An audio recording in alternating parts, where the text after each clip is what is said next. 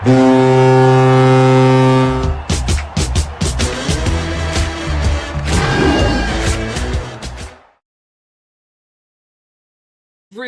and welcome into the inaugural edition of the Frozen Roar. This is a Lindenwood Lions Hockey Podcast, and just up front to let you know, we are not associated with the programs themselves. This is a fan-run program, so we are just associated in name only with the Lions, but it's a lot of fun to be able to talk about this program that is on the rise right now. My name is Michael Wagenknecht, alongside Matt Kenyon and Cameron Kober, and we're going to take a few minutes and introduce ourselves and talk a little bit about, why we decided to join together for a Lions podcast.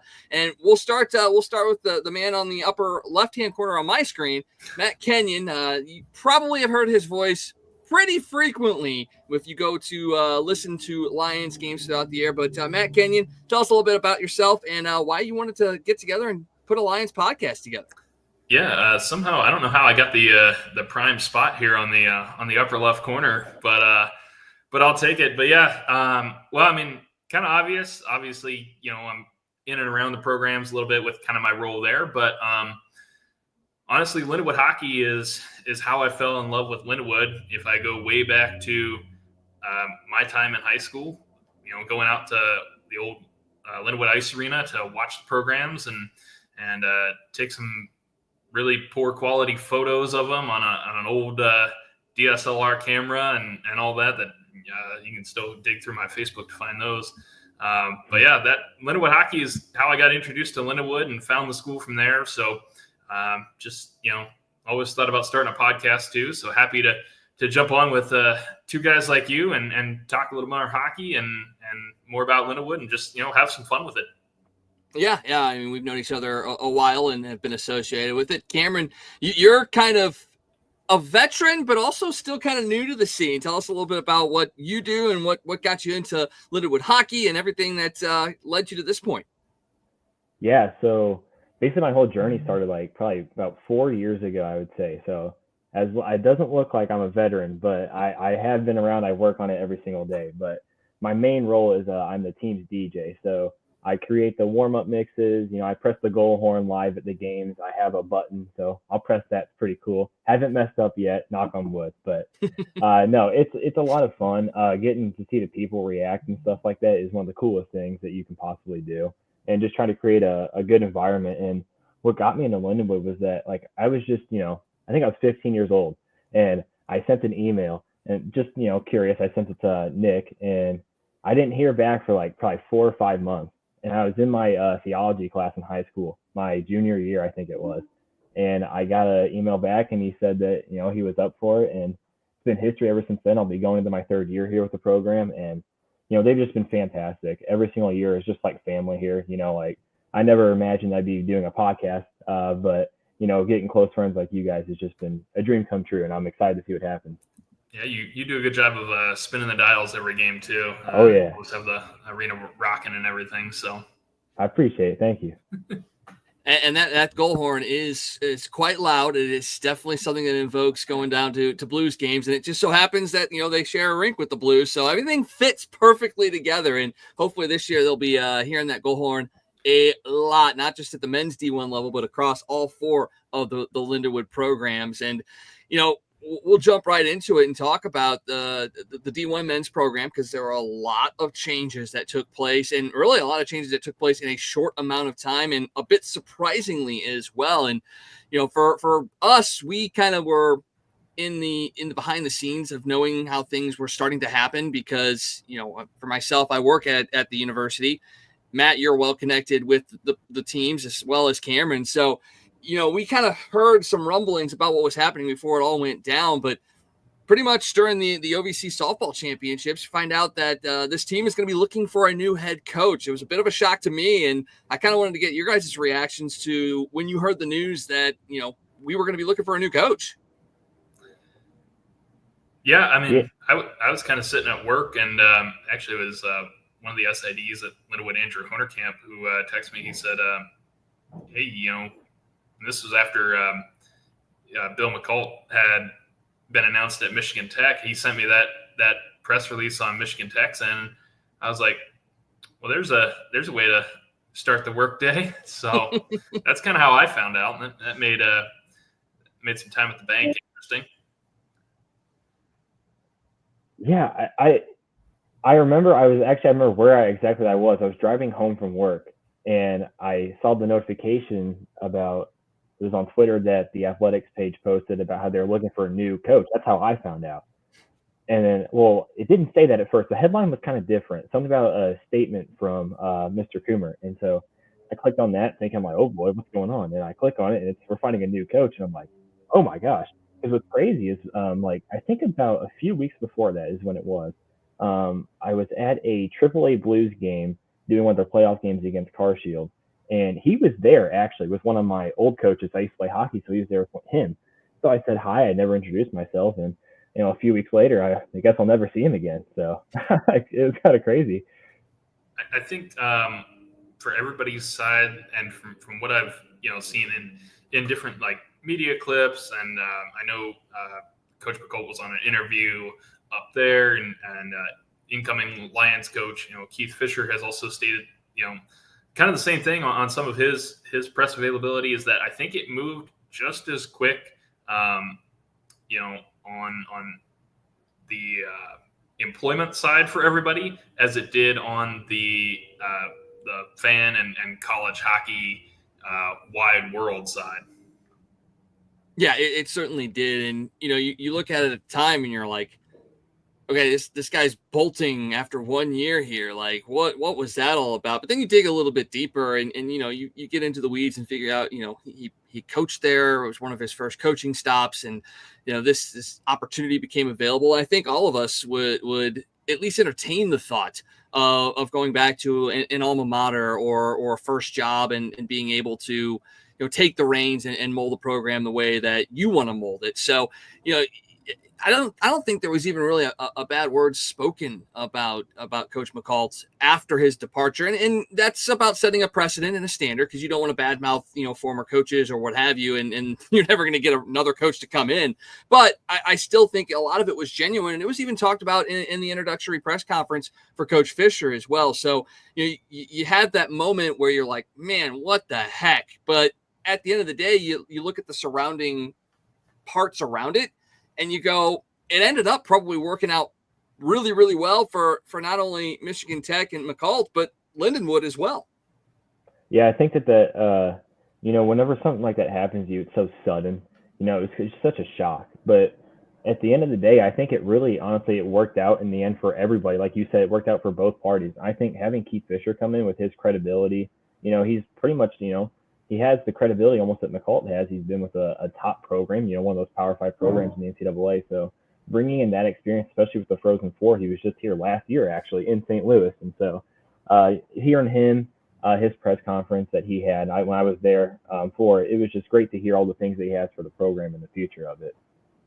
Yeah, I think kind of as you guys already said, it works out for both sides. It speaks well on Bill's side that, the first reaction is, well, we hate to lose him.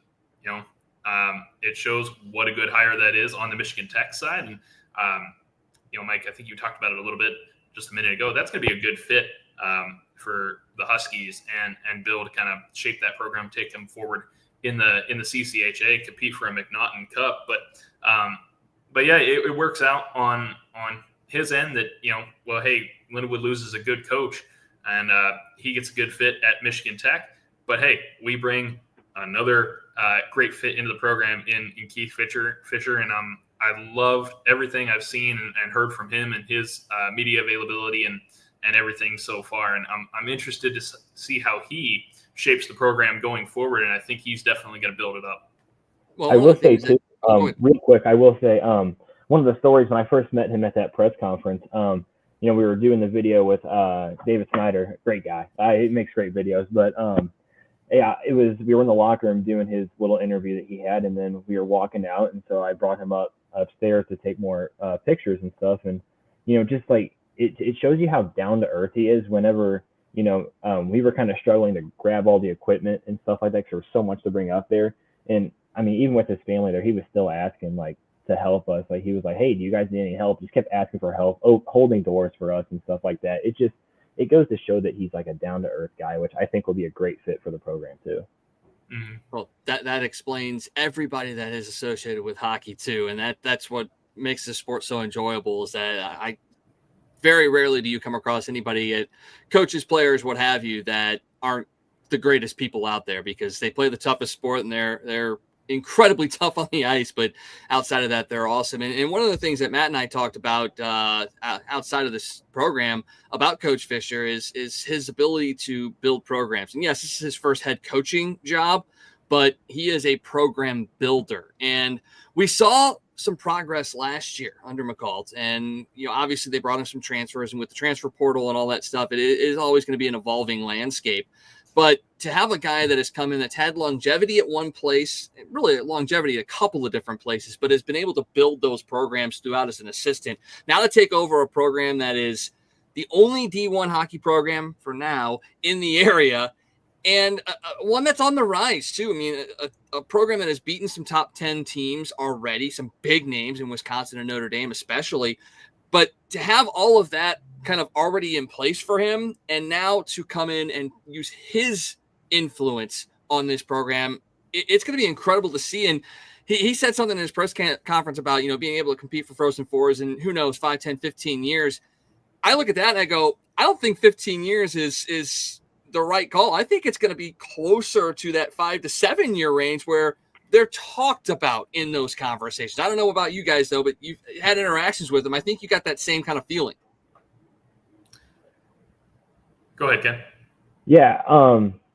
I would say that obviously, like you said, how he's had the credibility of, he's already been in the Frozen Four, so he knows what it takes building the program up from ACHA, just like Lindenwood was just a few years ago.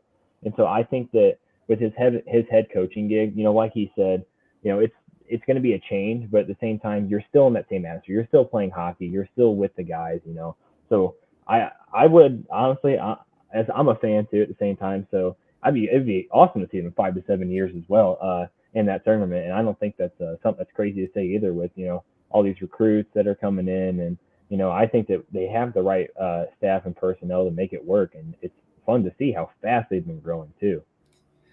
Yeah, and I know Keith Fisher on a recent media appearance, he had kind of talked about what he's stepped into as far as the Lindenwood program. He said it's ahead of where he stepped in with Penn State when him and Guy Godowski got hired with the Penn State program to build that one up from the ACHA level. There's already more of a platform for him to begin with here, and it's just a matter of taking that rope and running with it for him.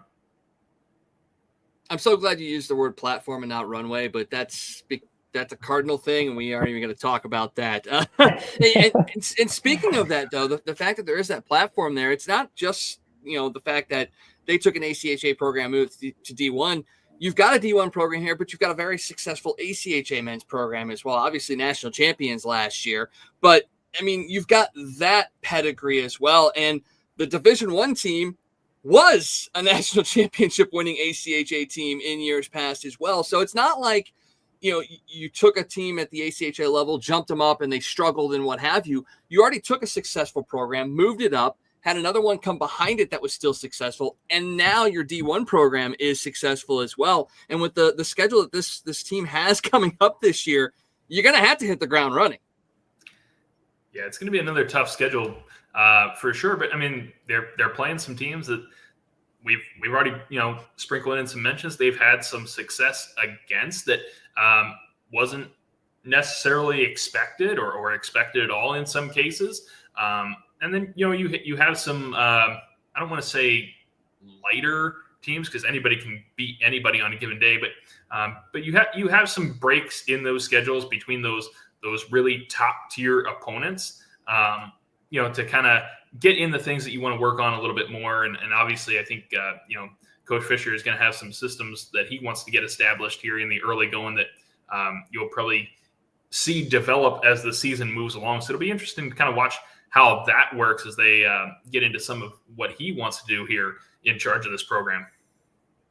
Yeah, it's definitely a change going from, 8 home games or 12, 10 to 20. It's crazy. I'm pumped for it.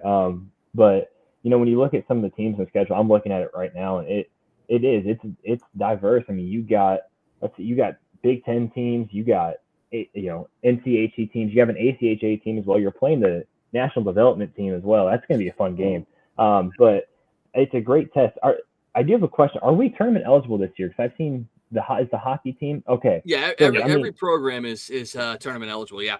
Okay, so I mean that just goes to show right there. I mean, this is how you prove it right here. I mean, this is your season where you really got to prove that you can play and hang with these teams. So I'm interested to see what they do. And they have some tests early on these first 3 series even, and then throughout, like you said, they're sprinkled in some great games. So it'll be a good test, but I think this team's up for it. And like he said on conference he was on, he said how the team has.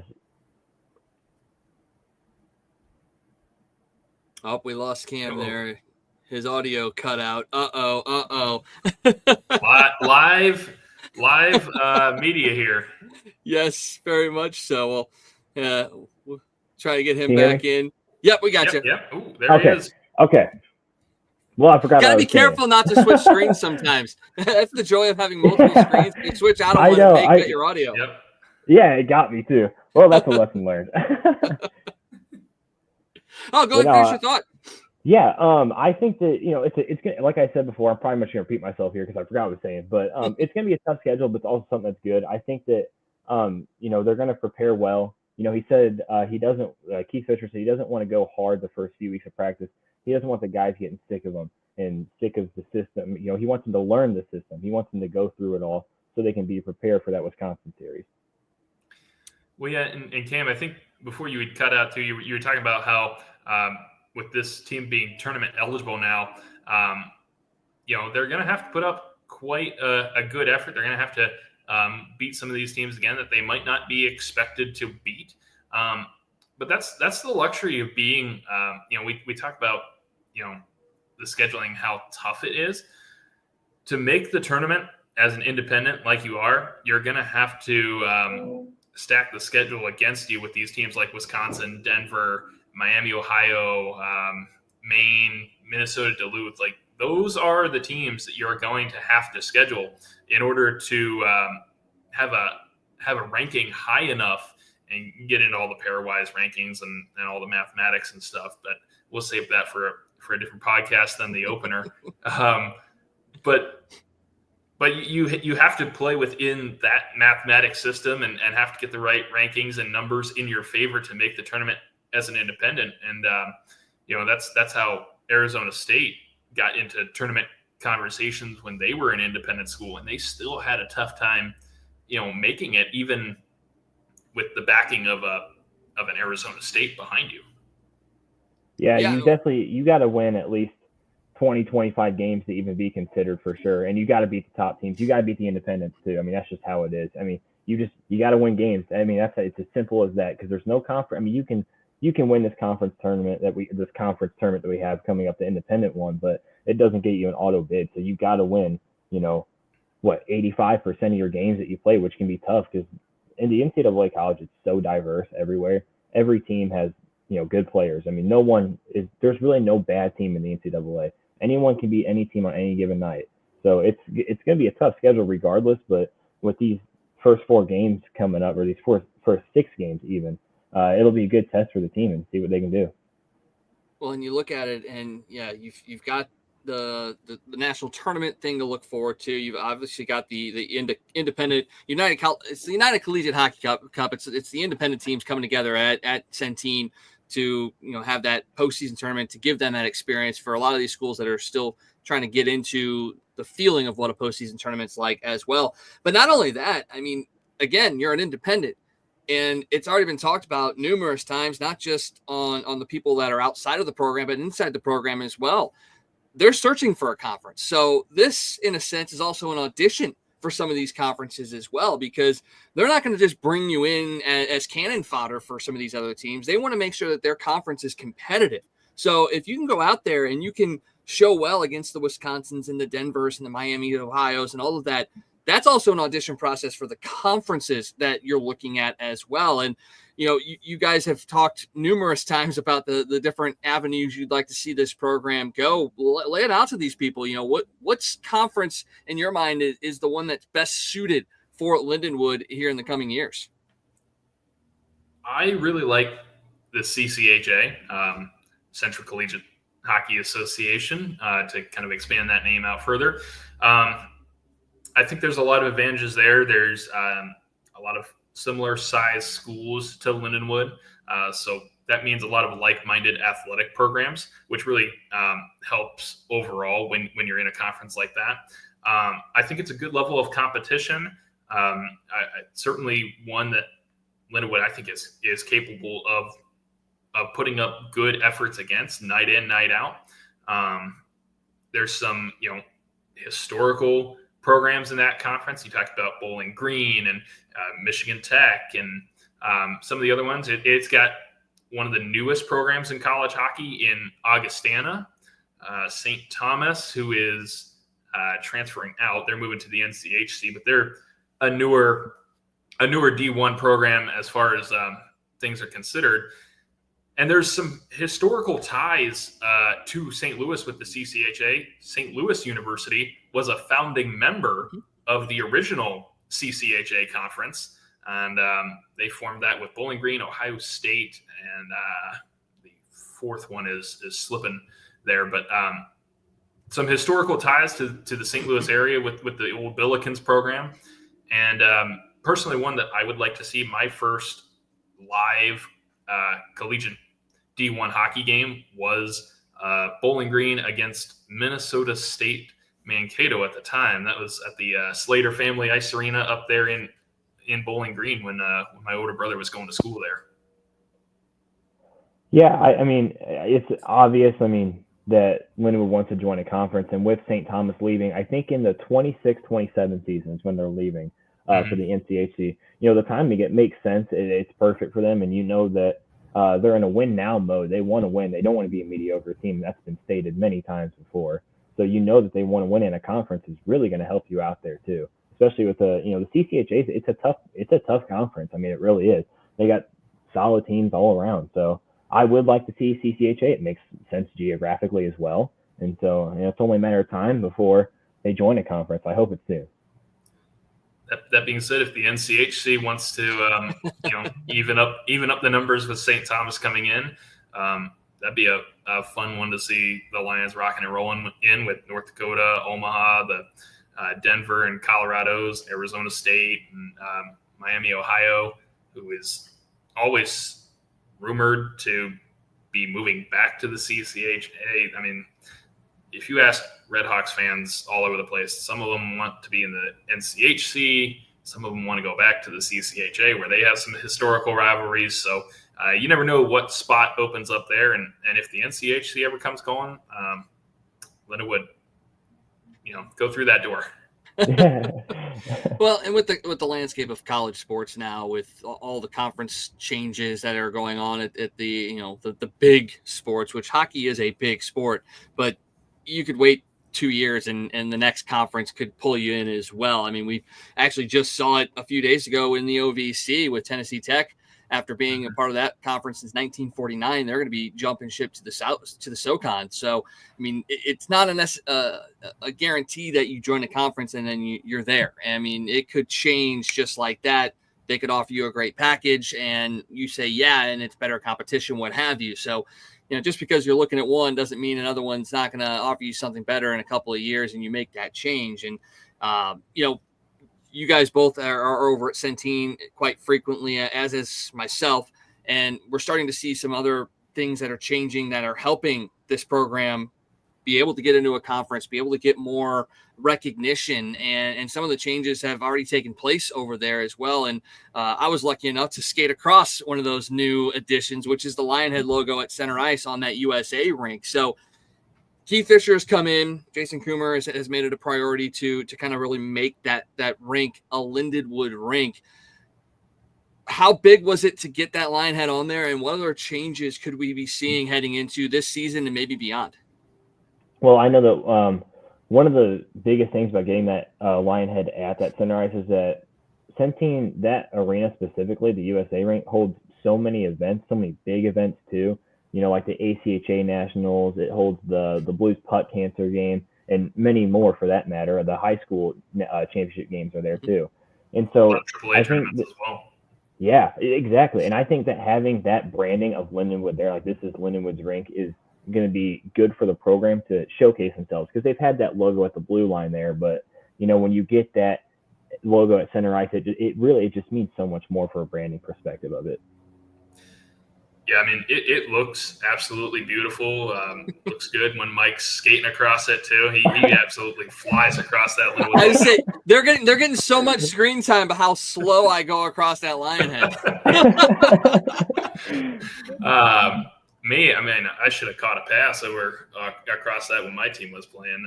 I completely flubbed it. I was admiring the beauty of the logo. I completely missed it the other week in my game. But no, I mean, it's important to have more branding inside of Centene. That's something that, I mean, if we're being honest, it's been lacking. You have your sign on the outside of the building where the Lindenwood entrance is. There's been some signage, some times that, you know, flash up on the screens with schedules, various things like that. But what I've always looked at with Centene is it's a very beautiful building, and it's certainly, you know, a large step from where they were back in Wentzville when the programs were housed there.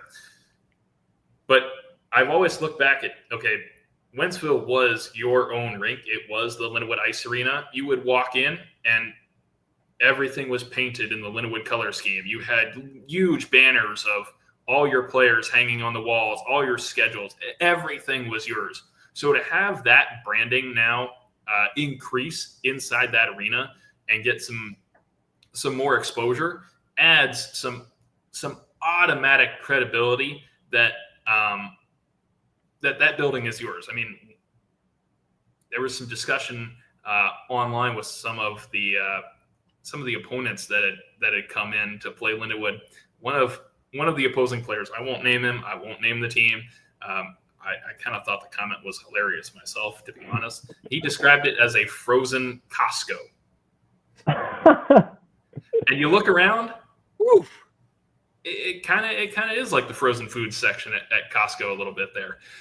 But to have that branding, it's a good move on the part of the athletic department, on the part of Centene, to come together and put that together to increase the awareness, increase the branding. Let me just step on my soapbox here while I have the moment to say, please, Jason Coomer, anybody at Lindenwood, anybody with the teams, if you are watching right now, please, anybody at Centene, can we please get a spot to hang some of the old championship banners for some of the old conference championships and ACHA championships? Hopefully add a new banner with head coach Gary Gardner's Lindenwood D2 Lions winning their first ACHA national championship. And then some of the retired numbers, Kat Hanna, Mark Turnipseed for the men's program back in their ACHA days. Be nice to retire Nicole Hensley's number and get that banner into the rafters, the number 29 for Nicole Hensley. That's the type of stuff I'd like to see. I know those banners exist because they were packed up when the programs moved from Wentzville. They're in a box somewhere. They're not doing any good just sitting packaged away. There's a lot of wall space. There's a lot of wall space. So if somebody out there with some more decision-making power than me is listening or watching, please, I beg you, let's get those banners hung up. And also similarly, those old trophies. A trophy case would be nice to have somewhere. It doesn't have to be on the concourse. You could put it out in the rest of the building somewhere, maybe in the main Hall of Honor. It's already named that. Not necessarily for Lindenwood, but somewhere in that building, can we please unpack those boxes and get those hung up and displayed? Yeah, I think it's, not anything that should be questioned. You've got all of this stuff, all this pedigree, all of this history. Let's make sure that it's being seen, because now you are at a level where you're going to get these national programs coming in. And yeah, a Wisconsin, a Denver, they're not going to come in and be scared of seeing trophies from years gone by or retired numbers or anything like that. But you have people that watch those games. You have people that come in from out of state to watch those games, and then they see that and they go, oh, there's history here. And now they're building that at the D1 level.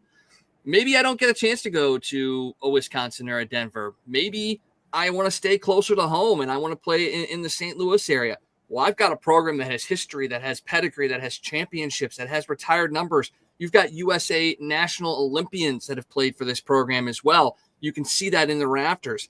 That's a great marketing and recruiting tool right there. And you don't even have to say a word, because it's just there in front of their eyes. And again, you talk about, I mean, cost is a piece that goes into it, but you've got a university that's 10 minutes up the road.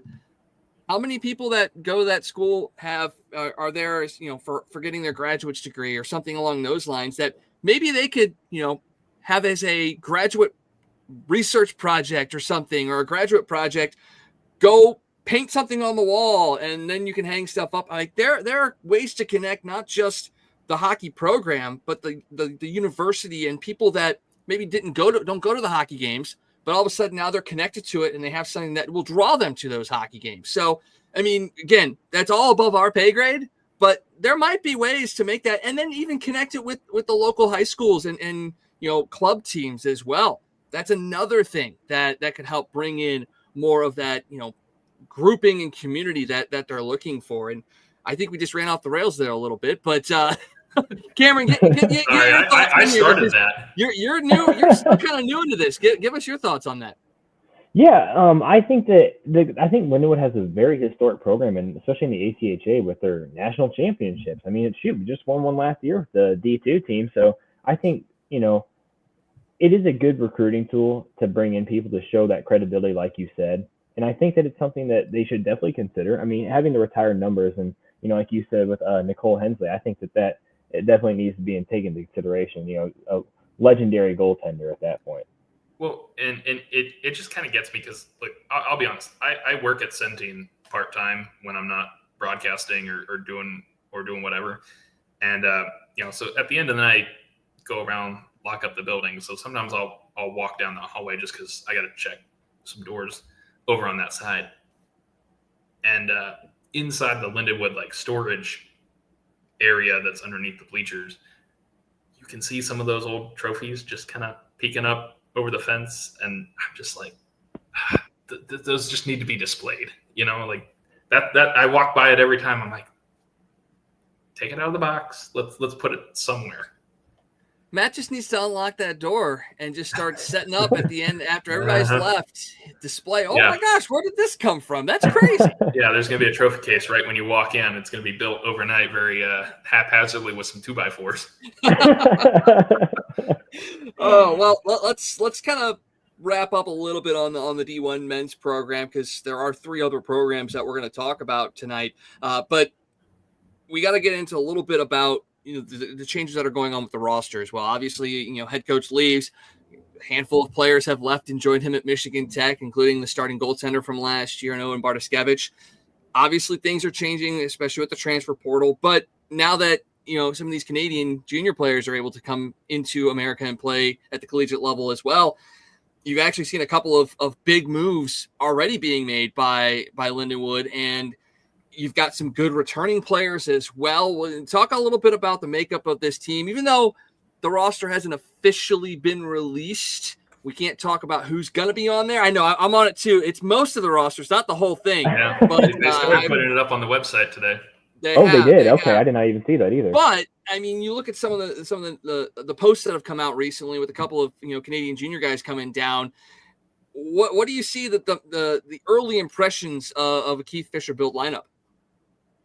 Well, I would say that it is definitely a lot more heavy on the offense. I think he brought in a pretty good offensive class, even Bill McCult too, because most of these are his players. But credit to Keith Fisher for retaining these guys too, because these guys can leave.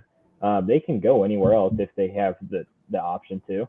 And you have good defensemen too. This is a pretty decently sized group. I think that the average height on elite prospects, I think it was about 6 foot. I think that's what it was. I don't have that pulled up right now. And so you got some big guys that are in, but you also got those guys that are the 5'9", 5'10" that are super quick. And you need that on a team to rush in on those plays too. So, and you also have a goaltender coming in from the USHL, which I will say I think fairly highly of. I think if you look at his stats, and I've seen some video clips of him, I think he's fantastic. And I wouldn't be shocked if we seen him get any playing time, or we saw him get some playing time this year, because I think now that you've got 3 goaltenders now, I think Colin Ronan from last year, and then you've got that Clayton Knapp, I think it is, who transferred, who was going to go to Michigan Tech actually, and then came to Lindenwood. So, and he put up great numbers on a struggling team that he was on last year too. And so, and you got, I think, 2 guys from the QMJHL that, have proven that they can play. I mean, they play, and they almost average a point per game their whole career in the QMJHL. And we just got a commitment about a week ago. And sorry if I butcher this. Charles Savoie, is that how you say it, Matt? Those French Canadians. I'll wait for the pronunciation guy to come out on that one. It's nice having you guys here. Might be Savoy. Yeah, it's nice having you guys here, because you guys are probably better pronunciations than I am. But yeah, he played in the U Sports last year, won the championship there, and most notably won a Memorial Cup with Zach Bolduc, former Blues Zach Bolduc, might I add. And so having those guys come in is going to be big for the offensive group. So I think that's kind of struggled the last few years, is getting those goals in there. And I'm ready to press that goal horn more. So I'm pumped for this class. It'll be a pretty good class. Yeah, they've definitely needed more of a pure goal scorer type, which for a program that's been building like Lindenwood is, those guys are go to the Penn States first and those types of schools. But to bring in a little bit more offense is something that they've needed. Mike mentioned it with Bartoskevich transferring out to Michigan Tech. They've kind of needed to rebuild in net, and I think the goaltenders, as you mentioned, that are coming into the program and already here, is going to be a solid group back in net again. So I don't have any worry there. And then I think a lot of guys looking to take a next step that are returning on this roster. I look at a guy like Patrick Schmiedlin, who was on a tear in the second half of the season. Mike, you were on the broadcast with me against St. Thomas first weekend in January last year, where he scored a fantastic goal in that series, and he never looked back. He was hotter than a comet. It was insane how well he was doing that second half of the season. If guys like him can continue that trajectory forward, this is going to be a real tough group, all the way down the roster. I will say about Schmiedlin too is that when he's on the ice, you notice him every single time. He gives 110% effort. He skates so fast and so hard. A great shot, and just the effort that he gives is something that is something that roster really needs. And I think that he's going to have a big year, because I think he was injured at the beginning of the year as well, so you didn't see as much from him as well. But having him come in, hopefully get a full year out of him, it's going to be a great year of DJ Smokes, as they call him. One thing is, Cam, you mentioned the average size of the Lindenwood roster right now. We've kind of seen it decrease here, especially with some of the newer guys. Like we're used to seeing some of the big bodies like Drew Kuzma, who's listed at 6'6" on the roster, and you had guys like him, Jack Anderson, who's one of the outgoing men here over the summer, and some others that have come into the program recent years and have gone elsewhere due to graduation or transfers or with coaching changes, what have you. But we've seen that roster kind of shrink down a little bit in size. So you don't have some of those big body guys like you see that have those long reaches. But it'll be interesting to see kind of I think a little bit smaller, quicker, faster, high finishing, high scoring team, more than one that I think has been built more from the net out defensively. Yeah, I think you're right. I mean, you and I, again, Matt, talked about how for the longest time that this program was about goaltending and defense and keeping pucks out of the net and then scoring those opportune goals versus just going out there and controlling a game offensively. And seeing this direction they're going, it feels like they are trying to push more of that offensive envelope. But I'll say this, the way that they were built before modeled a little bit, and you can't compare NHL teams and you can't compare seasons and things of that nature, but they were built a lot like the 2019 St. Louis Blues, where it was big, physical defensemen. You still had your scorers, but it was about that length on defense and that strength. And getting away from that, but it works. And you have a hot goaltender too. If you have a hot goaltender as well, but the thing of it is, after that, they kind of got away from that. Their defense got shorter and not as long, and you started to see more offense open up in the defensive zone for the opponents. And that would be the one thing that would scare me a little bit, is getting away from that height and length, especially on that defensive end, because if you have a goalie that comes in and maybe isn't as hot as Bartoszewicz was last year, all of a sudden you're giving up a lot more shot attempts. I mean, they gave up a lot last year, but they played some tough competition. But if you can cut down some of that, then you're only going to be more successful. So obviously that full roster isn't out yet. So he could have 4 or 5, 6 or higher guys on that roster. And then you go, okay, yeah, we're pretty good now. But that would be my one kind of concern, I guess, at least looking at this initial set of guys that are listed, that hopefully they aren't getting away from that. Let's shut down the lanes in the defensive zone and then push forward from there. Well, I'm excited because, just in what has been released, by the way, shout out to the Lindenwood Sports Information crew for deciding to start dropping the roster on the day that we decided to record episode 1. Really helps us out there, guys. But there's some names on here that honestly, I try to stay connected with the Lindenwood recruiting side and, watching social media channels and, doing all that type of stuff, because it's fun. And I follow a lot of the junior teams and things like that. Now, I will admit the women's side, sometimes with the way women's hockey recruiting is, girls commit so young in high school for their AAA teams that honestly, I tend to learn about them a little bit later than I do on the men's side with some of the junior programs that I follow and have connections to from my time working in junior hockey. But there are some names on here that I hadn't really heard or had missed a commitment from them. Some that have popped up on the Lindenwood website now that I'm interested to learn about a little bit more, do a deep dive on them and see how they come into the program and where they're coming from. Well, that's kind of a rough overview of the changes that have gone on with the men's Division I program, and there's obviously still more coming with the release of the remainder of the roster and just getting into the season, which is coming up a little bit quicker than I think people realize. It's August 18th right now. October 3rd and 4th over at Centene.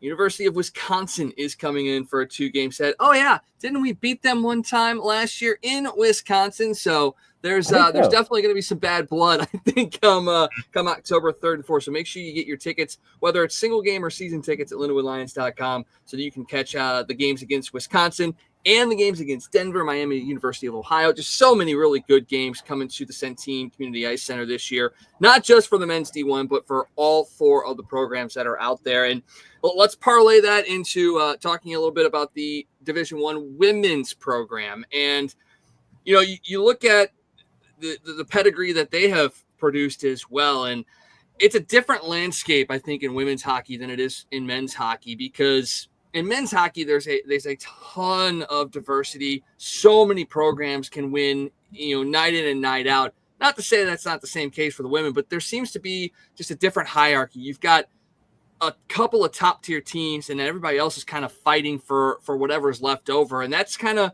what the records have dictated when it comes to the women's side of things. They've been in some really tight games against some high level competition. And if you look at last year's record, it's not a great record. It's 5-26-2, but they were in a lot of the games against high level competition, and you could see growth throughout the entire season with that program. And again, they may not finish with a winning record this year, but I guarantee you they're going to continue to grow and build and build and build. And this is going to be a better team than I think people are going to see on paper.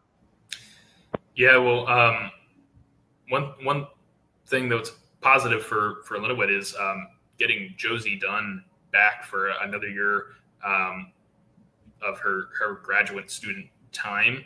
I think originally she hadn't planned to be here 2 years. I think she was only planning on one. So that's going to be a big thing for this team, is to have her leadership on the back end as a grad student.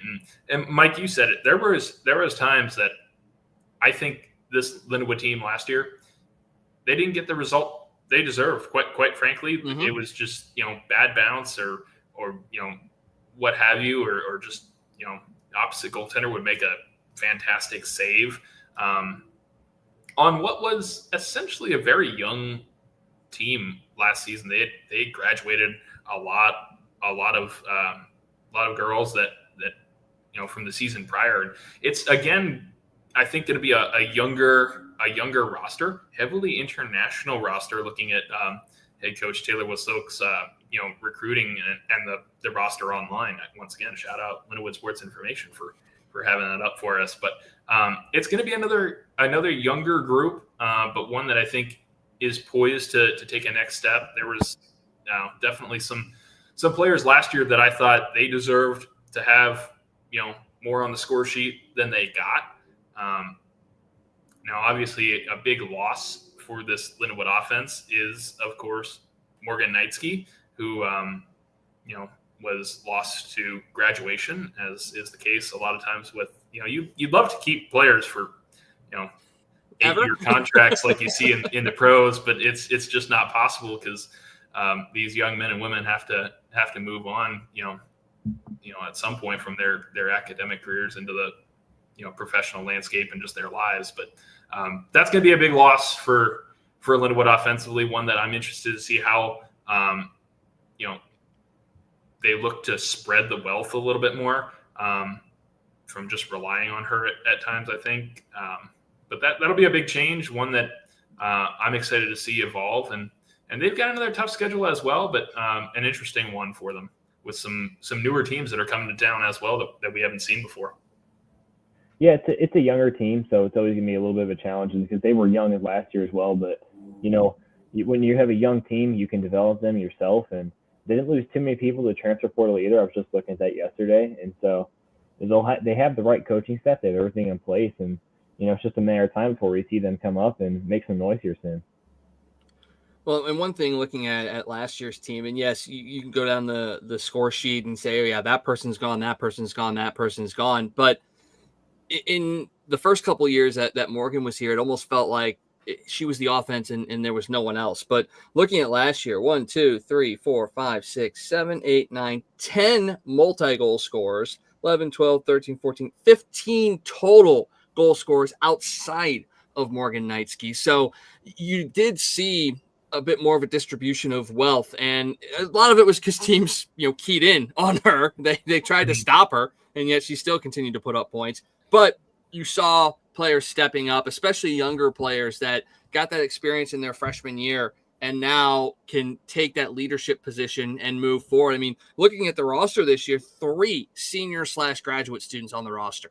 Everybody else is a junior and below. So not only are you building a program that is young this year, but you're going to see a lot of these young women stick through the next couple of years. And in year 3, 4 for them, it's a team that can be reckoned with and a team that has played the likes of the Penn States very, very well. I mean, last year they lost in overtime at Penn State in that first game. Yes, they lost 7-1 in the next one, but they always seem to have a game against them, especially where it's super close and it could go either way. Last year, game 1 of each series was very problematic. I think there was a point in time that Lindenwood had not won on a Friday night for well over half the year. So definitely getting a better start, I think, against opponents is going to be a key for them. But one that I think they're going to handle. We talked about coaching changes on the men's side. We do have a new assistant coach in Connor Chatham, who comes over from the AAA Lady Blues program. And from what I've heard and seen, and from him around the rink, he has done some wonderful things with that program, and brings a new energy with him. Obviously, some new insight coming from his background in his time in hockey. I actually, before his bio was put up on the website, he's such a humble guy. I did not realize from talking to him around 17 that he was a 2014 NHL draft pick. Wow. He doesn't, it's not something that he puts out there a lot, but he's had some success with the 16U, 19U Lady Blues.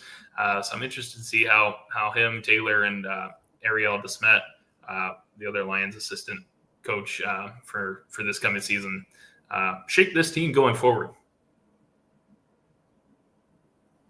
Yeah, it's like I said, it's one of those programs that is continuing to grow. You can't look at the record specifically to see that growth. You have to go out and see them. You have to watch them when they're on the road, because there's pieces to their game that you're like, oh, okay. And now all of a sudden you've got that piece coming together and then this piece coming together. And before you know it, all of them are going to combine and they're going to start going on a bit of a run. And, like you said, looking at the schedule last year, it really wasn't until the last series of the year that they won that first night game. That was against Robert Morris. So a better start in those series is going to be good. And again, just like you talk about the men having a tough, go of it, it is a very tough start to the schedule for the women as well. At St. Cloud State to start things off, a couple of games against St. Thomas here at home, and then Minnesota State Mankato on the road October 3rd and 4th as well. So it's not going to be easy, but a young team getting that experience, watch out, because if they get hot, they may not be able to be stopped. Yeah, and some of those WCHA opponents, I think, is really, especially last year, where they could have had a different result, and it just didn't happen for them. And I'm excited to see them, turn the page there. Yeah, I mean, this year is definitely, it's a new year every single year, so you can't look at the past for sure. Like you said, the past record, it doesn't matter anymore. It's last year. So you got to go into this year with a new mindset, and I wouldn't be surprised if this year they made some noise. I mean, they got a young team, but sometimes young teams can be beneficial having that young mindset. So I'm interested to see what they do, and I'm going to be excited to get to a few games this year and, work that goal horn as well. Mm-hmm. And again, some new programs coming. Merrimack is a first-time opponent at home. They played them on the road last year for the first time ever, and that's one thing I've always said about the women's program is mixing in some more of those Eastern based schools that we don't normally see. And then obviously you got new conference opponent in Delaware with the Blue Hens coming to town later in the season. Unfortunately, they don't visit us until January. But it'll be interesting to see some of those new faces in and around Centene and see. I mean, it's another good schedule for the women's program this year. And the AHA is, I mean, outside of Penn State, and Penn State seems to be good year in and year out, it's a very, I don't want to say winnable conference, because it's not, I don't want to downplay it, but the competition level from all those programs are the same. I mean, you can go in and as Cam has said, anybody can win at any time. Well, with who you have in that conference, you go on a run, all of a sudden you're talking about a Lindenwood team that's finishing maybe number 2 in the conference. And that's not a bad, place to be sitting in behind a team like Penn State. And you're just maybe hoping that, maybe Coach Fisher has a little insight about how you can maybe get over the hump against Penn State this year as well. Yeah, like you said, it's a winnable conference. When you look at the teams and the records last year, there were only 2 teams, I think, from what I'm looking at, that had a winning record. And so, it's a winnable conference, and I think that you gotta beat the teams like Penn State, though. It's gonna be tough, but you're probably gonna see them in the finals. And so if you can just make it past those first few rounds and meet them at the end, you just gotta have their number. One thing with Lindenwood's history in women's hockey, and we're talking about a history with them that spans over 10 years since Lindenwood moved to the NCAA level. as a school. I mean, it was the women's team that got elevated with the transition to Division II out of NAIA. Penn State's always been a team that they have had some historically good games against in the seasons that maybe the record shows that they shouldn't have as good a game. So Penn State, for the pedigree that they put out there, they're not unbeatable. They have their struggles and they've had some trouble getting through the tournament themselves in the past couple of years that have resulted in some heartbreaks for Nittany Lions fans, I'm sure. But yeah, I would say they're probably, among the conference, they're the juggernaut. They're the team to beat, and everybody's nipping at their heels. But it's winnable. Yeah, it certainly is, and as you said, a very young roster for this women's program, but they do have some good returning talent, and as you said too, Matt, international talent, and that's again another thing that I think gets lost when we're talking about these Lindenwood programs is, everybody's focused in on the men's D1 because it's men's D1 hockey.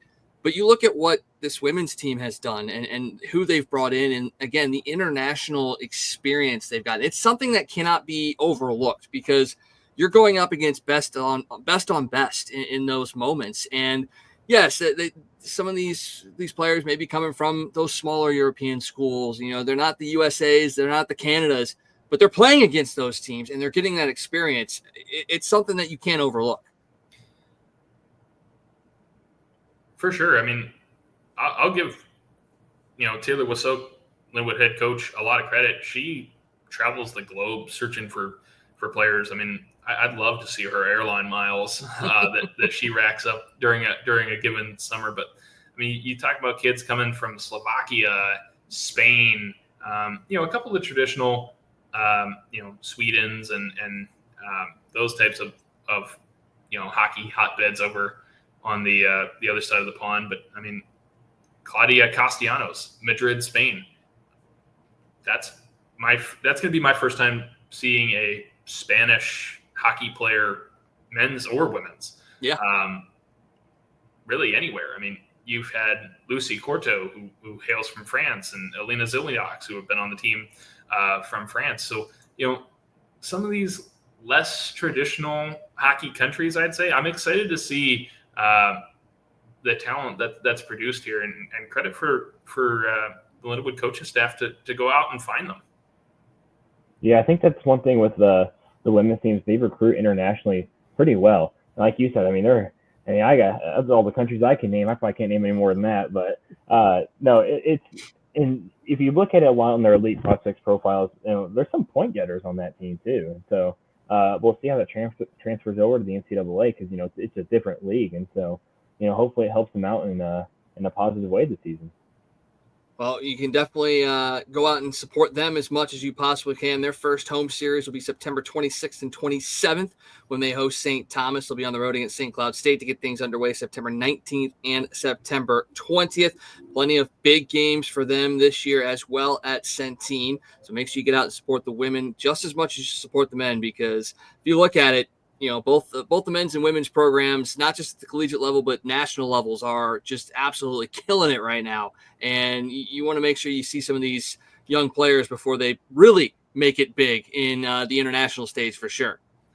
One thing before we kind of move on from the women's program that I'm really excited about, especially former goaltender myself, really excited to see this Lindenwood goaltending come into its own here. I thought Madison Botel had a fantastic season last year in her freshman campaign.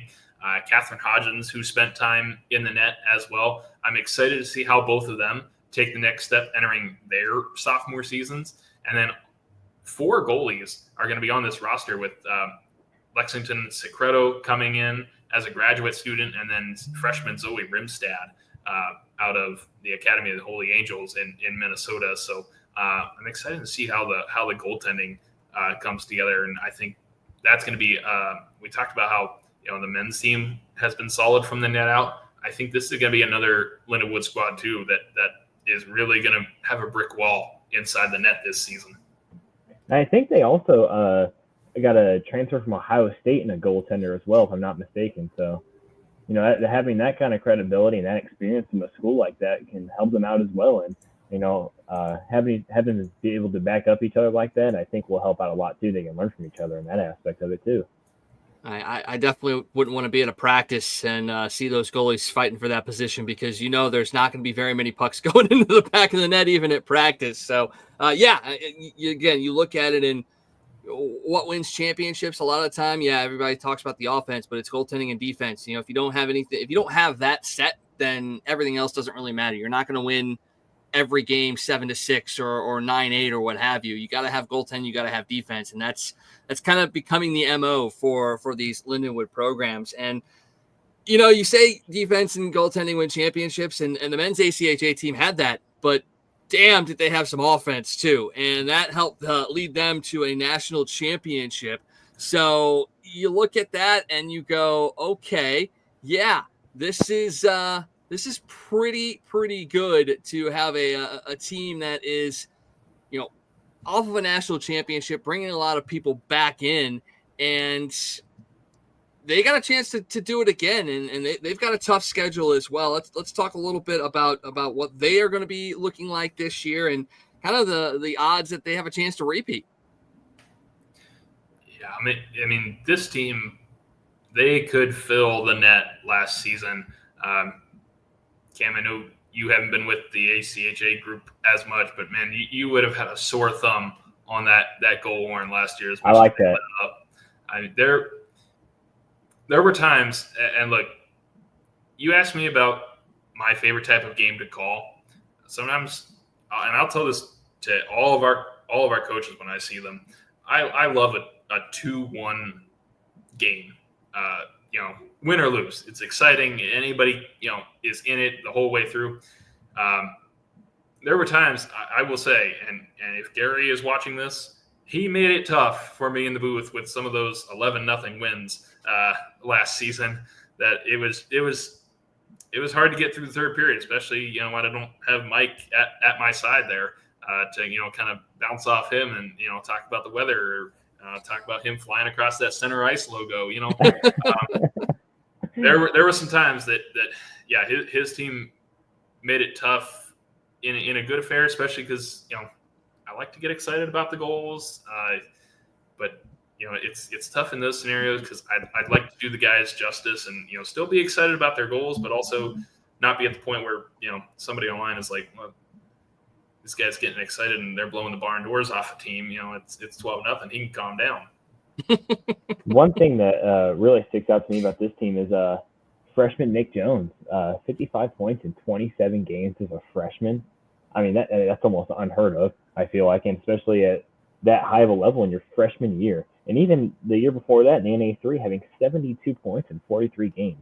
I mean, just great to see those guys from St. Louis and the surrounding area come back and play hockey, because it's a great rink for ACHA, and they share a lot with the NCAA team, and so it's the place to be for an ACHA team, especially when you win national championships like that. Yeah, you talk about how the rosters have been built, and we just kind of went through it with the women's side with the internationals. It is a St. Louis heavy roster on this ACHA squad, which is good to see. Guys, a lot of guys will go off, play juniors, and they're gone for 2, 3, sometimes 4 years, depending on if they leave to go to a AAA program that's outside of St. Louis. And it's credit to Gary and his staff for bringing these guys back. They just announced a guy who was playing out in Fresno with the Fresno Monsters today in Braden Wilson. And Gary and his group, they go out and they bring these guys back. And I've always said this, about our ACHA team, even when both men's squads were in ACHA, this was kind of true for both. There's a lot of guys on these rosters that, for whatever reason, they could, should, would play at higher levels, Division III, what have you, and we find a way to bring them home and bring them into the program, which is a credit to the coaching staff. Well, when you win championships, it's pretty easy to be like, oh, look at all these rings I have on my fingers. That's a pretty easy way to bring them back home. But you're right. I mean, it's about building the culture. It's the personalities. It's what they do. I mean, having called games with you, Matt, you look at a program like an ACHA program, and they are very, very much self-funded. And the fact that they've got, coaches and people coming in and doing things that, like running social media the way that they do, producing, one sheets for broadcasters and for the opponents, for, running you stats, all these things that they're doing to help make their program on top. That just tells you all you need to know about it. And we've experienced that left and right. And it's not just because we're part of the Lindenwood program. It's just that's what they do. And I think that is a real big reason why they continue to win and to bring in everybody that's here locally. And it helps that the St. Louis area has a very good stream of hockey players. I mean, just look back at that NHL draft a couple of years ago and all the St. Louis kids that were taken. You've got more that maybe aren't going to make the NHL, but are going to play at a higher level. And it's because they, A, were able to play at home, and B, were able to get good opponents and good film that they can showcase to whoever is looking at them. And then again, then you add in the national championships, and there you go. You got a complete, picture of what it's all about. And again, they graduated a lot of high-end talent, but because they also trusted younger players, they've got a good stable of young guys that are going to allow them to compete again this year. Yeah, and it's easy for me because, I mean, I got a leg up on the pronunciations a little bit this season is due to the fact that the NA3HL Junior League hosts their Fraser Cup tournament at the St. Peter's Recplex. Was lucky enough to get over there for some games. Mike was over there doing some games as well. Very accomplished play-by-play voice himself. If you haven't caught one of his broadcasts. And it seems, like half of the Granite City Lumberjacks decided to come to Lindenwood. So got to work with their broadcaster, Joe Clements, a lot that week. And so that'll make it easy for me. I always like when our coaches get good players with easy names to say. Helps me out at the end of the day. Makes everybody's job easier. Play-by-play, PA, everybody. It makes it so much easier when they're a name that you can read. I have to have that conversation with Keith Fisher. I've told every Lindenwood coach ever that has come through the door, I'm like, get the good players with the easy names to say. So I haven't had that conversation with him yet. That one will be coming very, very soon. I am sure. Yeah. Well, the ACHA squad gets their season started on September 27th, the home game against Maryville over at Centene, and then they hit the road for a couple of games against Trine and Liberty before coming back home. They play a lot of games at home at Centene. You look at it and you go, yeah, that's good to have home cooking, but at the same time, do you wish they'd go out on the road just a little bit more, Matt? Or is it like, hey, let's take our wins and let's come back home to win the ACHAs because they're at Centene? Yeah. It's certain. I like the amount of home games that they have every year. It certainly it makes it easy on the travel for the guys. They're able to spend a lot more time, at the rink working on shooting pucks or doing whatever when you're not taking a day to travel to where that was something that Rick Zombo talked about in the early years of the D1 transition was the amount of time that they lost practice-wise going out on the road so much. And that's applicable to the ACHA as well, especially when you get into, Lindenwood's in a nice situation where they get a lot of good home scheduling. There's some ACHA Division II schools that you can travel to that you're not starting a game. I remember when Lindenwood Belleville had their group, they started a game at midnight. Oh. At midnight was opening puck drop. And that was not just a one-time thing. They had at least 3 or 4 games in their season that started 10 o'clock or later. Yeah. Cam, do you want to be DJing games that start at midnight? No. I live like an hour away too, so I might as well just stay the night at the rink. I'll close up with Matt and put the trophies out with him. Yeah. I was at that midnight game. It was good. I was in college, didn't have anything going on the next night.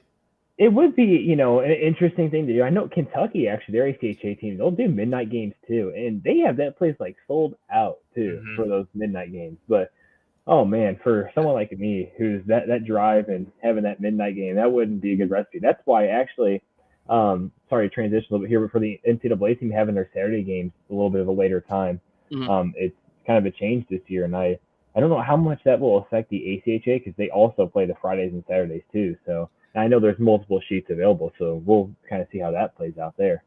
Yeah, there's been times where they've had to play on another rink. I think that will continue. I do believe, I'm not sure which days specifically, but I do believe there are some double headers where they play in the afternoon, and then the men's D1 team plays, right up against them at the end of the night. So Lindenwood hockey fans, there's some opportunities to catch some good double headers and certainly some good rivalries and even some newer competition coming to town with this Lindenwood D2 schedule that I'm interested to see. Yeah, I'm interested. I know it's going to be a neutral site game, so they won't actually be here, but the fact that they're playing Mizzou, that'll be a good test for them, a good matchup. And they've got Minnesota, and they've got a lot of good matchups. And once again, the ACHA national tournament will be back at Centene again this year. So, maybe get a chance to see them win on home ice once more this year. Yeah. And I mean, I'm so happy for those guys that they got that championship. They got that ring. They have come so close over the last few years. I mean, they've had some disappointing end results in recent seasons, and just to see them finally win that championship, get over that hump. I mean, it is. I'm so happy for that group. These guys, they put in so much work as coaches, student athletes. Maybe don't get the notoriety some of the time, but I mean, it is fantastic just to see that for them come together. Well, and a tornado could not stop them this past year. I was actually at Centene when that tornado hit, so that was fun. But they did not let that slow them down, and they are your defending national champions at the D2 level for ACHA. Let's see if they can do it again.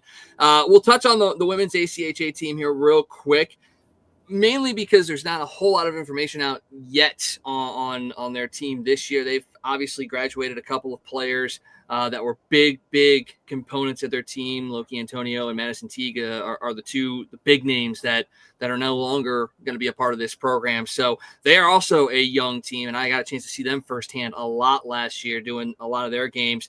They're going to open their season on September 19th, 20th, and 21st when they host Midland at Centene. Those are some late night games, 9:30, 9:40. Your puck drops on those first two games. So they're going to have a lot of the late games. That's just kind of how it is played out. But they're in a very tough conference too in the WMCH. They've got Maryville in there, and that's a big time rivalry. And that's the thing. I think we need to talk a little bit about the overarching rivalry that they're going to have with Maryville, because the Saints are looking to go D1 for men here in the next couple of years. So you've got a potential D1 rivalry with men's hockey. You've got the women's ACHA program that is got a big-time rivalry going right now. Could we see other rivalries with those programs build? And if that's the case, how do you go about promoting those, especially with a team that close?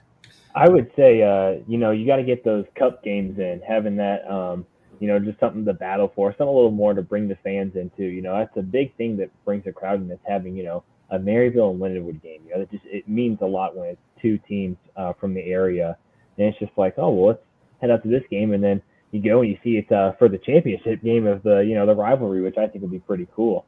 But yeah, I think that the way that you promote that, though, it's kind of tough because St. Louis is a big hockey market, but the college hockey market of it is still growing, obviously, with it being relatively new.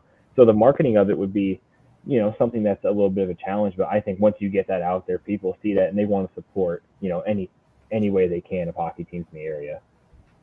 Yeah, Maryville, they have a good little contingent of fans that they've built up for their program. I think, with them, if they were to go D1, especially in men's hockey, I think Mike, like you said, has been most of the conversation surrounding them. I'm sure they would have women's Division I too, so that maybe provides another local opponent that the AHA could pick up for the Lindenwood women's squad. Because right now, in terms of Atlantic hockey, I mean, the name speaks for itself. Lindenwood Lindenwood's on an island in women's hockey as far as their conference matchup. Only outdone on the Atlantic hockey men's side by Air Force. But Air Force has a little bit more reasoning to, they like to stick with Army on the men's side, and travel is funded, and the Air Force isn't losing funding for multiple reasons. But yeah, Lindenwood's on an island, so that would be a nice little pairing of teams here in the Midwest that I think would be good for the Atlantic hockey to pick up women's wise, which would also be another good rivalry to see on the ice as well between those two schools. Now, would you see a discontinuation of any of the ACHA teams, or do you feel like they would do what Lindenwood is doing right now, or having Division I programs and ACHA programs? And do they keep them? Well, with the women, there's only two divisions. There's 1 and 2, so you'd probably keep the ACHA 1. But do you see the men potentially maybe dropping down to Division II, or staying at 1 and 3, which is where they're at right now? So so right now, Maryville has every level of ACHA. Mm-hmm. They have all 5 levels: 3 men, 2 women. I don't know how there's room for any ice for any Chesterfield Hockey Association teams with what they got going on over there. So the big component of them going D1 is to build a third sheet of ice with the seating capacity and all the amenities that D1 requires. That's the big component. And I know John Hogan, the head coach for the men's ACHA D1, their director of hockey operations, has kind of spoken with some media outlets on, that's the goal, that's the plan. They still need to get the fundraising in there. But if you have some funds lying around, send them over to Jason Coomer's office first. I'm sure he'd appreciate that. And then whatever you got lying around left in the bank account, send that to Maryville.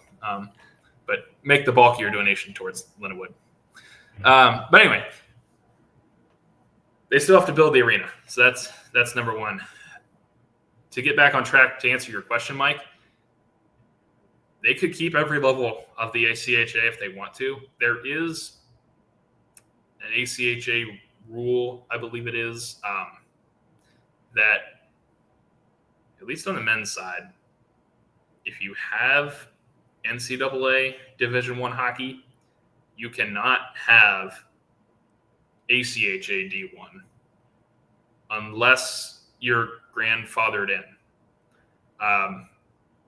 So to be honest, I'm not sure how Lindenwood, if we wanted to go big picture and let's say Lindenwood was, wanting to add ACHA D1 hockey, I'm not sure how that would go about or how that would work, because they, I think, technically were grandfathered into that, moving up from ACHA D1, but I'm not sure if they would have had to re-add it. But anyway, that's a whole hypothetical that we could get into. That's another set of research.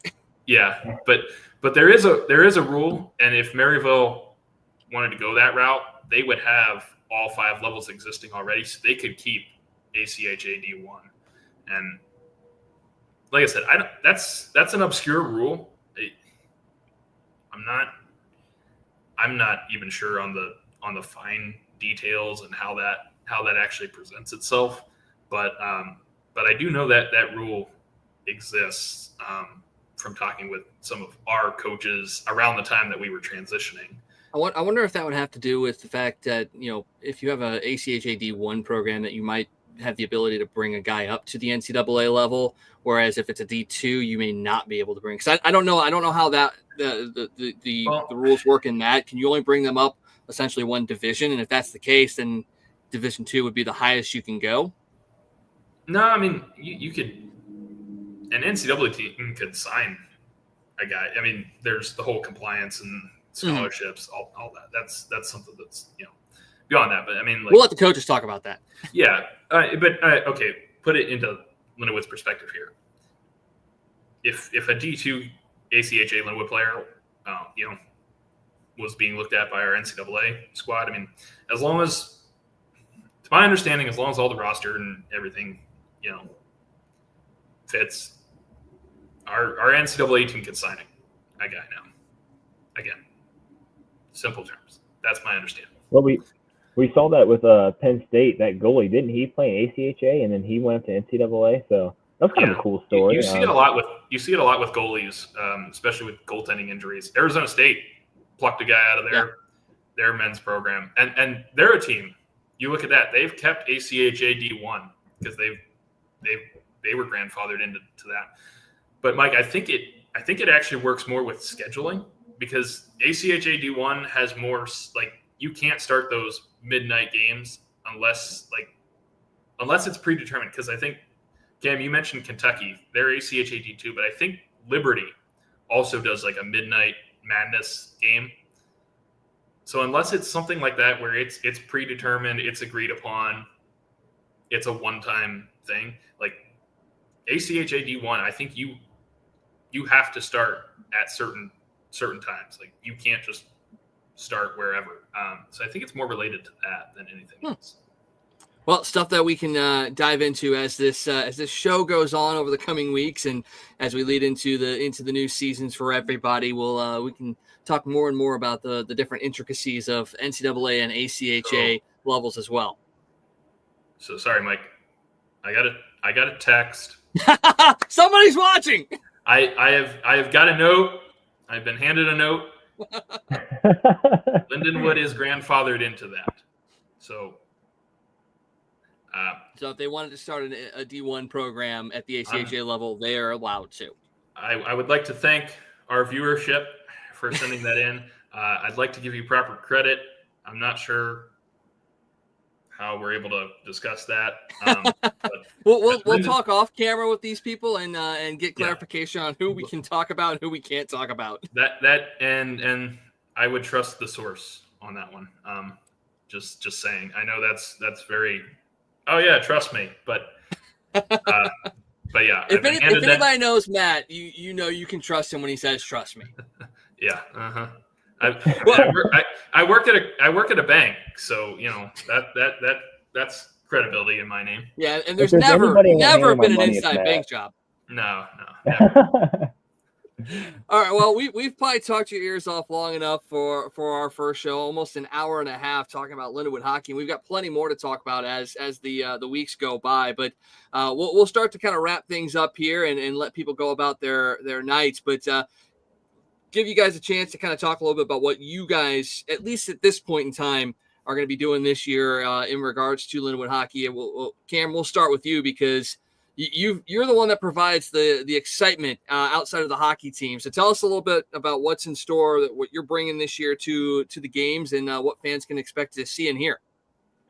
Yeah, so I've already finished working on my first warm-up mix. So something I'm going to do a little different this year with warm-up mixes is I'm going to have one for each game. So I'll preface this by saying that Friday and Saturday, I'd say for the whole year of 2025, there will be a warm-up set for Friday and then set for Saturday, which I finished the Friday one, which I actually posted on my YouTube channel. But and then the Saturday one I'm still working on. And what I tried to do more of this year is that in the past years, what I tried to do is I try to get the players involved. What songs do they want? Which last year it was Ski E by Sexy Red. So no more of that this year. But yeah, just I try to keep it with the players, what the players want, because when it comes to at least the warm-up aspect of it, it's about them and it's what they want to hear. And so I try to keep it like that. But when it comes to the in-arena during the game and stoppages, I think I've added a total of over 200 songs just so far. So I'm always expanding the playlist. I'm every single day, like I said earlier, I'm listening to music. I'm always trying to get something prepared. And we're keeping the same goal horn. We're keeping the same goal song, even though I got some hate for the goal song previously. But I think we're going to keep that one this year. And I think I'm going to set it for both teams as well, because I had a different goal horn for the women's team. But I think I'll keep it the same. It's that deep goal horn that really you feel it in your heart, which is what I like about it. I like whatever goal horn you were using last year was really good. Sounded a lot like Vegas, but I'm Close. not sure. Yeah, Not sure so Maybe that's why he was getting hate. Yeah. No, I think it was so I don't remember who I was talking to. It might have been you, Matt. And I was saying, I had the Vegas goal horn and we were playing against UNLV and you're like, oh, you can't do that. And I was like, oh, you're right. And so I went that was probably me because I'm probably the only person that would point it out.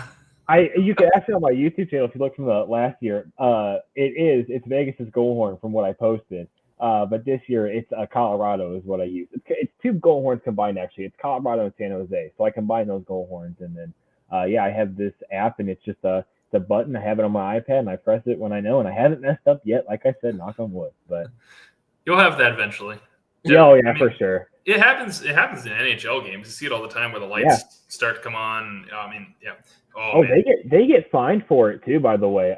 So I'm actually I know Carl is the guy who does music for the Blues and the goal horn. Carl the intern is what they call him. And I maybe I was dreaming about this again, but I am 90% certain that he said that you can get fined if you wrongfully play the goal horn, especially in playoff games. The playoff, it's more of a fine.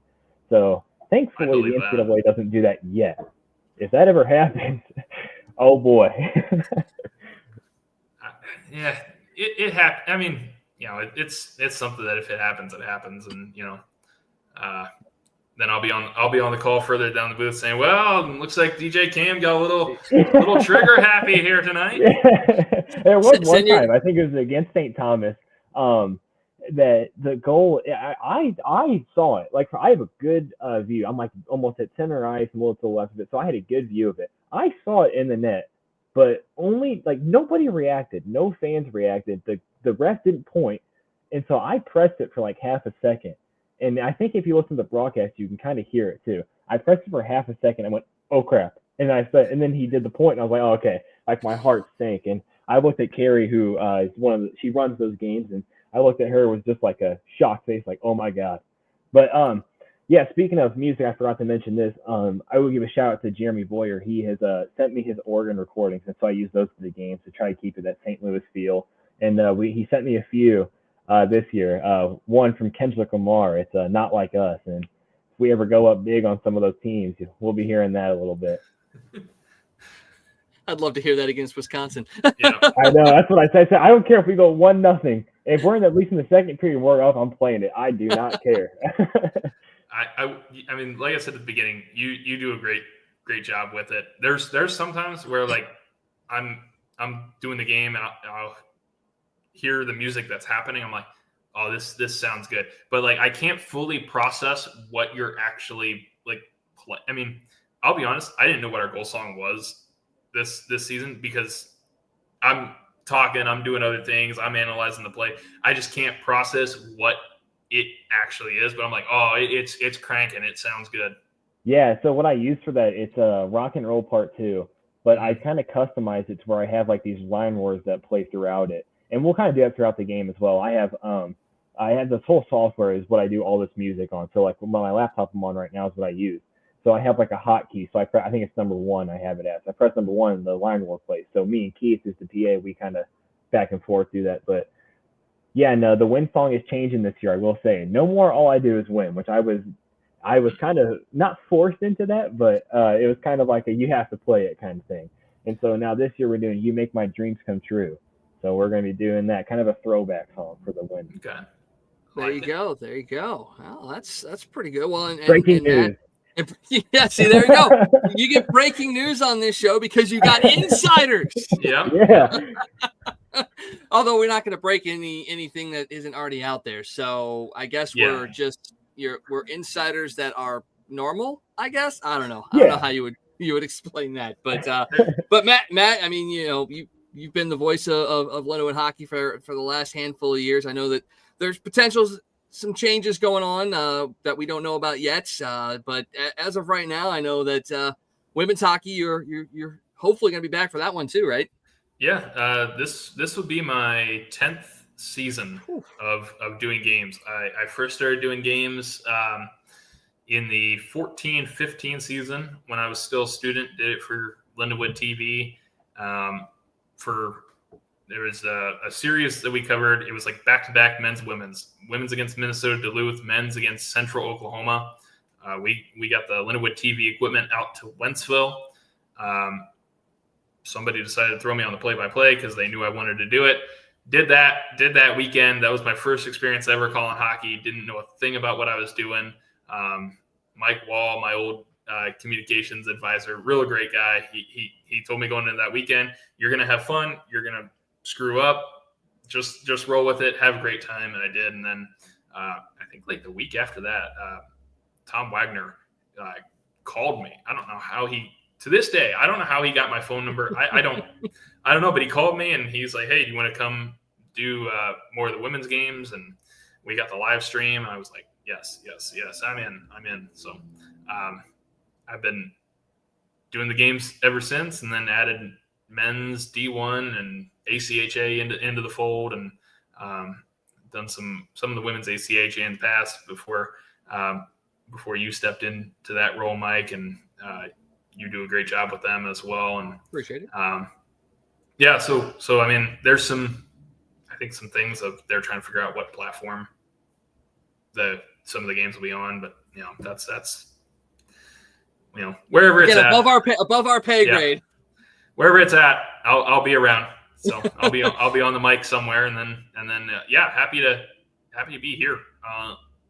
Like I said, always wanted to start a podcast, and this will be fun as the season rolls along.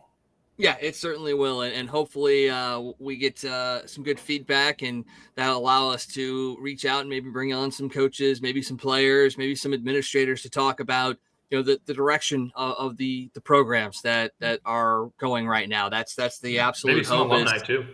Alumni will be great. I know both of you have some good connections with the guys and girls that have played on these teams. And, I mean, I want to say pipe dream, but I'd love to get Nicole on. That would probably be the absolute best guest to get on as a national team player and a multi-champion, gold medalist, all that kind of stuff. So yeah, share the show, share all of our social medias, and make sure you come out to the games. Remember, LindenwoodLions.com. You can buy tickets for the men's and women's program, season tickets, single game tickets. Come out and support Matt and DJ Cam, because they're going to be at the games. So, and with the way that it's set up over there, you're going to be able to say hi. Yep. It's very open broadcast booth. Yep. Yeah. We've had a few people. I've had a few comments come my way after the warm-ups that they were a little bit too loud. So I might tone it down a little bit this year. We'll see. That's a tricky sounding. It's tricky to get the sound right in that building the way it's built. It really is, because that having that metal roof, and the speakers are kind of weird there too. They're good speakers, but they're angled at each other instead of kind of angled out, and so it's kind of tricky to do. Because my first day of college was today, but I've taken 4 years of audio classes and streaming broadcast classes at my high school, and so I know what I'm doing until it becomes a metal roof, and then it gets a little bit tricky after that. They've been trying to figure out the sound problems pretty much since season 1 in that building. Since it was built, it got better when they added like some of the sound panels and everything else, and it has improved as time has gone along. But yeah, it's a work in progress. I have my sneaky ways to get that sound a little more crisp if you're just playing off your phone. I bought all that equipment though, so the average fan can't just do that, Oh boy. Well, I can tell you, the text line is going crazy. They say blow the speakers and blast it. I like it. Okay, as long as I have, if I have the word that I can do so. If you want to hear some loud speakers, you just come to the warm up. That's all it takes. And once we score some goals this year too, that thing gets cranked up a little bit. Just know the city of Maryland Heights has a rule that like the audio has to be turned down by like 11 o'clock. So. We gotta not go to any overtime games then, because that thing will go way over. I'm going to jail. Oh boy. Well, hey, you got express written consent now, Cam. Mm-hmm. I like it. Straight from Matt's text. Yeah. Express written consent. Yeah, I like it. All right, boys. Well, that was a lot of fun. Well, hang on. What are you doing? What are you doing Me? with the program this season? Whoa. So I'll be perfectly honest. I'm kind of all over the board right now, and I'm not sure what's going to fit in. Obviously, I'm not going to be a full-time broadcaster for any specific team, but I'll be working in as many of the women's ACHA games as I possibly can. Fingers crossed, I'll be back for the WMCH All-Star Game, which they've hosted at Maryville the last 2 years. We'll see. I've got a connection there, but he may be leaving the conference, so we're not 100% sure. And then as many of the men's ACHA and any of the Division I games that I could potentially join up, I will hook up with you guys and get on the broadcast as much as I possibly can.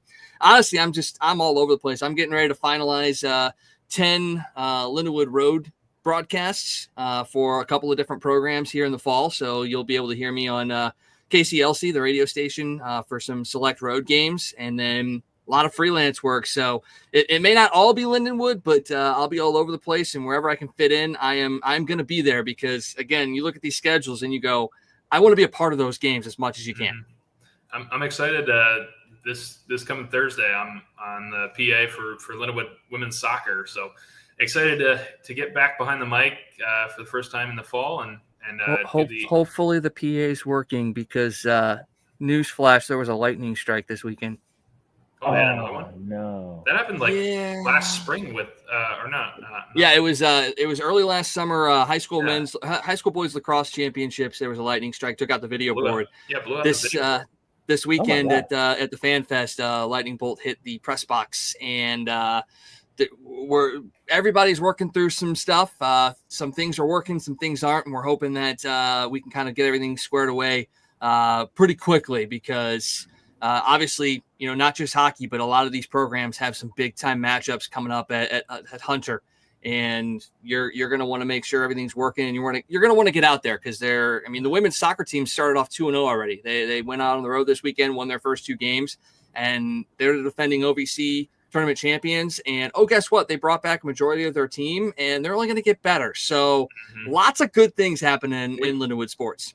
We mentioned it a little bit off the cuff with Lindenwood hockey being tournament eligible, but the whole athletic department being tournament eligible is something I'm excited to see. I mean, women's soccer, women's volleyball, both defending conference champions.